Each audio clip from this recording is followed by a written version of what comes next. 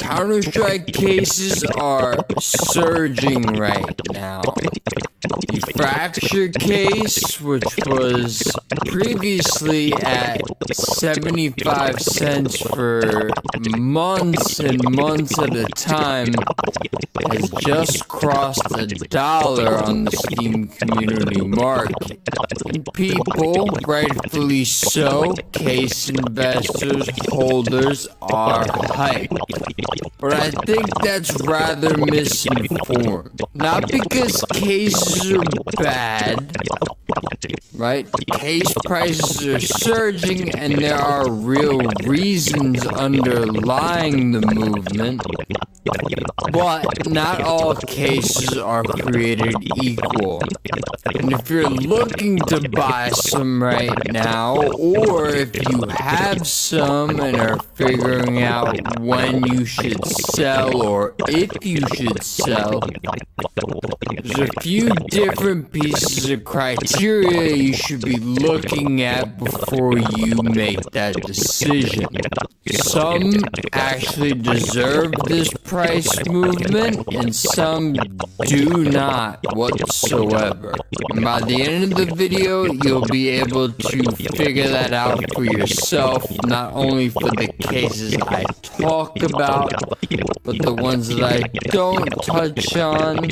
You will be able to do and apply that framework yourself. Let's get into it. Now first, let's get into the underlying reasoning behind why these cases are moving so much. One reason, undoubtedly, but probably lesser so, is of course the new update regarding Steam listings. Right? As we know, you can now list items and also use them, which means that you can no longer use the Steam community market as a storage unit, right? Even though there was a listing limit, it's now much harder to balance your inventory when you have incoming items, when you have items you use in game, and when you have all of these listings that you want to sell. So now I think you have a shift in behavior, no matter how small or how big it may be, but it is absolutely present, in which people are, foregoing listing their items, maybe less so cases, but more so lower tier items as well, which means subsequently less listings, and thus that 3-cent price floor I think is going to be hit a lot less for a lot of different items, capsules, stickers, whatever it may be, in due time, and I think we're starting to see some of the effects of that. While most skins don't hit that price floor all too often, the fact that there's going to be less listings is going to increase some pricing, right? Like field tested blues from a case, right? They may go from like 5 cents to 8 cents, right? Nothing crazy, but that does increase case ROI, which does drive case price upwards to match. The second layer is sentiment, how the market feels about cases right now. Right? We are still in limbo. And I think the timing of it is no coincidence. And that's because of the armory. Fever was added now at this point over a year ago, March 31st, 2025. Up until that point in CS2, we were receiving a case every 6 months. We have been receiving skins every 6 months since then, but they've been in the form of terminals, which seem to mimic, and until we get confirmation, these are the replacements for cases. A lot of people think, and I think it is reasonable, that cases do remain in the game in the form of being offered in the armory. We don't know yet, because we did not get confirmation yet in terms of an armory update.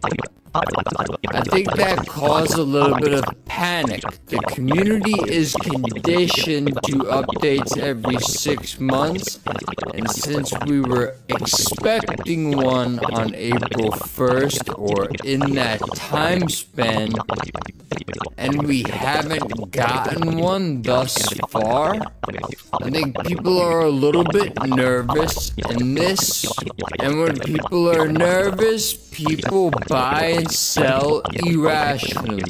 There's an absolutely non-zero chance that Fever is the last case added into the game, and Valve's cold feet, it seems like, in terms of the armory rotation, is making people, I think, panic a little bit, so I think that also plays a role. And the last part, and I think the part that is not the most obvious, in July 2025, if you were here, the trade reversion update changed fundamentally how cases and trade-up items move within the ecosystem. Previously, cases were pretty much exclusively traded on third-party marketplaces. It simply made no sense to buy off the Steam community market. Case prices were much higher. All you had to do is go on float and you can get a case for 20-30 cents cheaper. Steam changed that with the trade reversion update. With the trade reversion update meant that if you bought a case off of a third-party marketplace, you would have to wait for that window to end, meaning if you bought a case, you were only eligible to open it 7 to 8 days later. Now, why is that a huge shot in the foot for third parties and a huge gain for Steam's market share in terms of daily transactions? Well, that's because cases and opening them are inherently impulsive.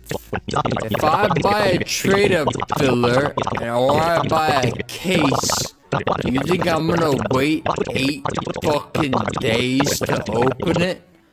No, I wanna open it right now. So that one move alone added so much transaction volume to Steam that these case prices that are happening right now in these surges, they're the dictator of pricing.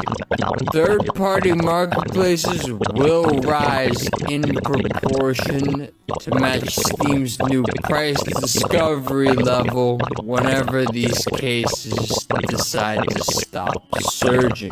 If listings are drained on Steam Community Market, and now you can't list as many items as you want to on Steam Community Market, well, these things are all going to converge. It's going to make for a harder landscape in which to sell cases if you are a case seller. So you have all these things coming together, and you have a surge in buying, and thus people panic, and thus people buy more with the surge, causing this insane price movement. But while everyone's panicking, this is usually when people get fucked sideways. So take a deep breath if you're watching this. You have plenty of time. Don't worry. There's fucking billions of cases. They ain't going anywhere anytime soon. Wait for some level of calmness to take back over and make smart decisions. And with that, let's go over the framework in which to beat the panic and completely subside it and profit from these case movements. And all it has to do with is RY, EV, and finding its equilibrium. Right? All of these cases are surging right now. But this one case, everything in it, all the blues and purples are 3 to 10 cents each, right? Who's gonna open those cases? Nobody. Because you're basically expecting to just lose money. So after the surge, what you're gonna have is nobody opening it, meaning listings are only gonna go up, which drive prices down. But on the bright side, while no one's opening it, the actual skins inside, there's not gonna be as many listings, which means that that price floor will get eaten up, start to drift back upwards. Right, it's very cyclic. Right now, in the current state, no one's gonna open it, so buying this case right now doesn't really make too much sense. And now flip it. What if a case is very cheap compared to the items within it? Right? What if a lot of the skins are $1, $2, $3, right? You can expect some level of return. So maybe that case moving upwards in price is actually sensible because if the ROI is good, then people are gonna open more of them. People open more of them. People buy more of them. People buy more of them, less listings, price goes up. And much like the previous example, cyclic. Because more people are opening them, then more skin listings are hitting the market. Skin listings hitting the market drives prices of the skins down, which reduces the need to open those cases as much, and then it finds its equilibrium point somewhere down the road. People also tend to look at supply, but supply is more nuanced than what people give it credit for. Supply of the case matters, sure, absolutely, but so does velocity of the supply. Right, if there's 10 weapon case ones left and they're all $100,000 each, is it necessarily a great investment? Probably not. You missed the run-up. If no one's opening them, or all the skins within it maintain a very low price compared to the actual case price itself, who the fuck's gonna open it? And if no one's opening them, who's gonna buy them? So your investment that you just purchased this case at, it's not really gonna move too much in price. It may not go down, but it's not gonna go up either. Prices of the cases are not gonna move unless the skins themselves move within it. And the last thing, the golds.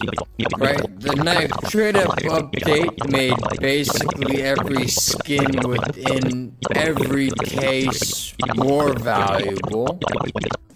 because there's a direct chain to the knives and gloves.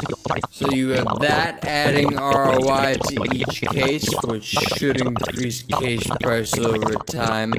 And while the knives and gloves brought down the ROI because of the decrease in price from the trade-up update, their percentage chance of hitting in a case is so small that pretty much every case's ROI went up, but disproportionately depending on whether there's knives or depending on whether there's gloves within that case.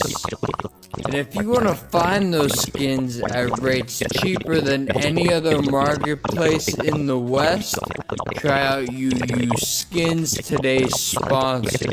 UU Skins is a marketplace that offers direct access to Chinese sellers in the West without the need of a VPN or middleman.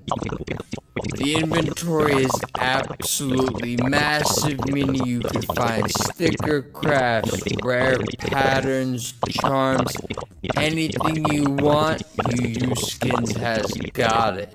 They've also added the new Happy Shop feature, which allows you to redeem points daily by completing tasks, inviting friends, or just the daily faucet that's available. If you're serious about turning a profit in this market, then you need to be using UU Skins. QR code is on the screen. What are you waiting for?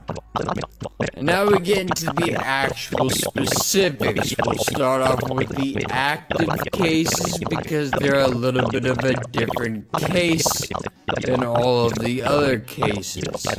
No pun intended. The best active case right now has got to be Revolution. Now, Dreams and Nightmares, Kilowatt both have knives. That pretty much hurts ROI in every sense of the word. And that's because gloves have a .06 to .8 universal float cap no matter what glove you have. That is the range in which all gloves carry. Knives do not share this attribute, and it hurts knife ROI. Why? What are the most sought after knives within the game? Fade, Doppler, Marble Fade, Tiger Tooth. These all carry a 0 to .08 float cap, meaning that 98% on average of Dopplers, Marble Fades, etc. are going to be factory new. This creates for relative oversupply in these specific knife finishes, meaning that the price actually drives down over time compared to a glove, in which a factory new pair of gloves is so few and far between that the actual ROI on gloves, even after the knife glove trade-up update, has been disproportionately affected compared to knives. And because of that, all of the reds, pinks, purples in knife cases, while they have gone up in price, they're pretty much proportional in price now, right? Battle-scarred, well-worn, field-tested reds, they're all pretty much the same price. But in a glove case, there is some differences, right? Ultra-low float factory new reds within glove cases are going to command so much more because factory new gloves did not get hurt and thus are more expensive proportional to where they were 10 months ago. On top of this, even though recoil just got removed, it has 3 cases in which offer the Generation 3 gloves. Revolution, on the other hand, only has 2 cases, itself and Clutch, that offer Generation 2, which has better prospects for supply of these gloves, on top of the fact that trading up to them is harder than knives. Knife cases need individual aesthetic demand for the skins within it to carry that same EV. Glove cases don't need to have that luxury. Revolution has structural EV built into it by the Knife Trade Up update, and it probably won't be the next case removed, so that only gives you more time to accumulate this one, making it one of the better plays within the market currently. Now we get into the discontinued cases. As we know, in December 2025, all rare drop pool cases were removed, making them ineligible to be dropped on your weekly drop, making most cases within the game discontinued.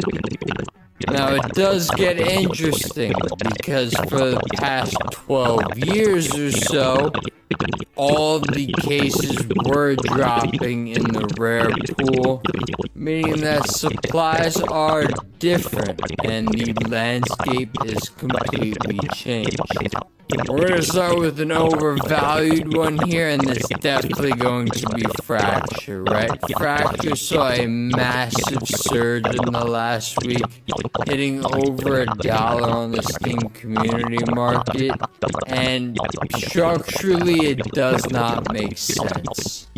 As far as I'm aware, Fracture spent the most time in the active drop pool, meaning that it had a 20% chance of being dropped to you every single week for, I believe, over 5 years. And this was not during a time in which there was no players playing.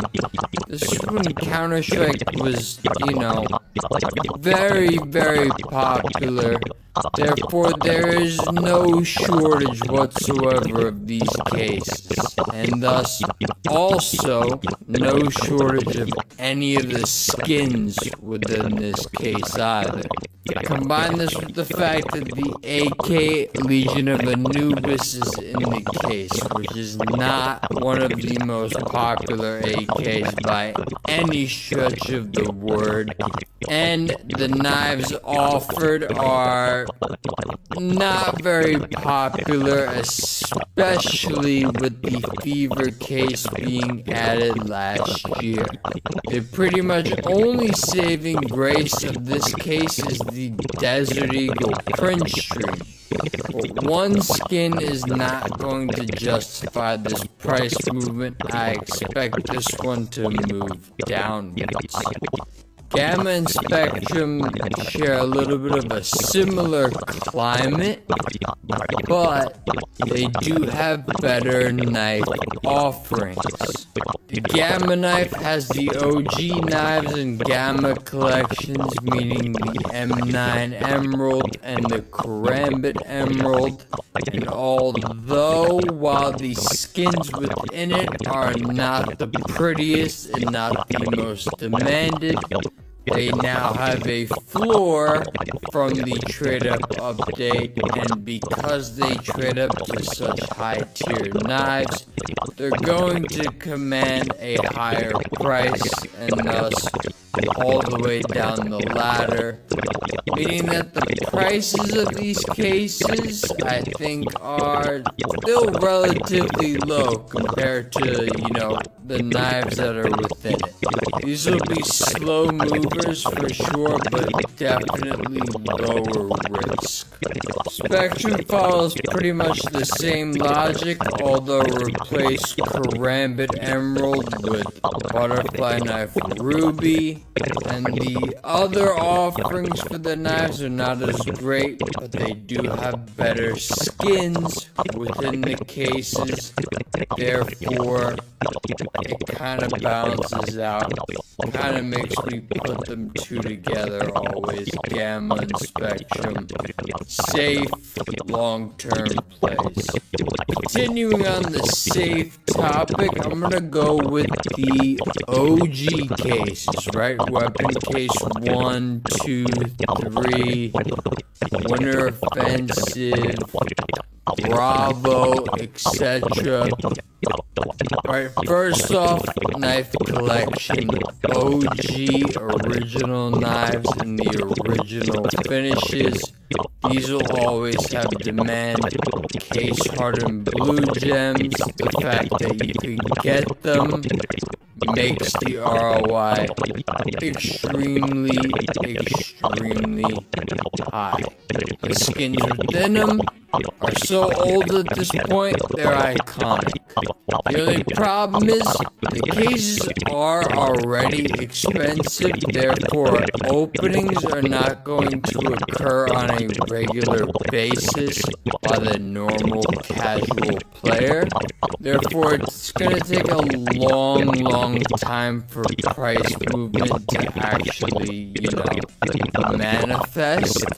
But you're holding because the scarcity is real. It's like Bitcoin, right? They're not gonna go down, but I would not necessarily hold them hoping for a 3x on your initial return.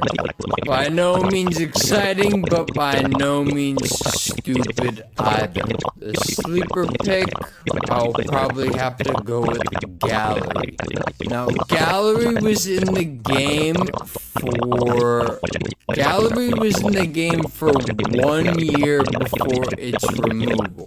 This makes the prospects very fundamentally good. The only problem was the timing, because about a month later, all cases were discontinued simultaneously at that, which completely split attention and just kind of, drifted attention away from Gallery.